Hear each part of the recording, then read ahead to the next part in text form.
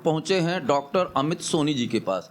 कल से इनका एक पर्चा वायरल हो रहा था, तो हमने सोचा कि कुछ सत्यता की जांच की जाए, आखिर सच्चाई क्या है, क्योंकि बहुत तरह से खबरें चला के लोगों में भ्रांतियां फैलाई जाती हैं। एक डॉक्टर उस पर्चे पे क्या लिखता है, इसकी वास्तविक सच्चाई तो डॉक्टर ही बता सकता है। तो आज समग्र प्रदेश की टीम पहुंची नागौद, और नागौद में डॉक्टर अमित सोनी से मुखातिब होकर हम सारी बात करते हैं और आपको दिखाते हैं कि आखिर उस पर्चे का राज क्या है। डॉक्टर साहब नमस्कार। नमस्ते। मैं उमेश गौतम, समग्र प्रदेश समाचार से।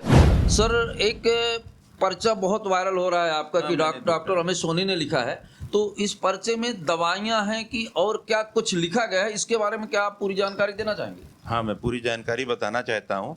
जो हॉस्पिटल में पर्चा कटता है उसके साथ एक हमको टेस्ट की स्लिप मिलती है, तो हम मरीज को टेस्ट की स्लिप में इसमें टिक करके देते हैं और उसमें लिख देते हैं टेस्ट।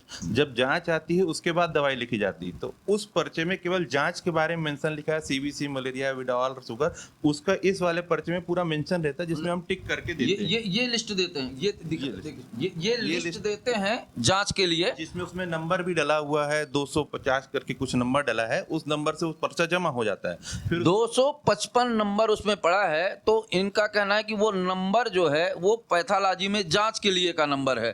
तो वो इसमें ये पर्चा सर ने जो बताया, ये पर्चा उस पर्चे के साथ में था, तो उस पर्चे से अलग करके केवल उस पर्चे को दिया गया, ऐसे कि सर? बिल्कुल बिल्कुल, उसमें केवल जांच लिखी गई है, अभी दवाइयों का किसी में मेंशन नहीं है। उसके बाद जब जांच आ जाती है तब फिर हम दवाई का लिखते हैं, फिर मरीज को दवाई मिलती है। अच्छा, ये कहा जाए कि उसमें दवाइयां नहीं लिखी थी, केवल जांच थी? केवल जांच का मेंशन है, वो केवल जांच है उसमें। तो जैसे लोग कह रहे हैं कि इसमें दवाइयां लिखी हैं, तो दवाइयां थी कि नहीं थी? वो पूरा भ्रमक फैलाया जा रहा है, वो लोग भ्रामक फैला के लोगों को, क्योंकि अगर दवाई लिखी होगी तो हमारा स्टोर वाले को नहीं समझ में आएगी तो मुझको फोन करके भी पूछ लेता है, मेरे पास आ भी जाता है कभी। पर ऐसा उसने आए ही नहीं, क्योंकि उसको पता है कि इसमें दवाई नहीं लिखी थी, केवल जांच लिखी थी। ये मतलब सरकारी पर्चे में था?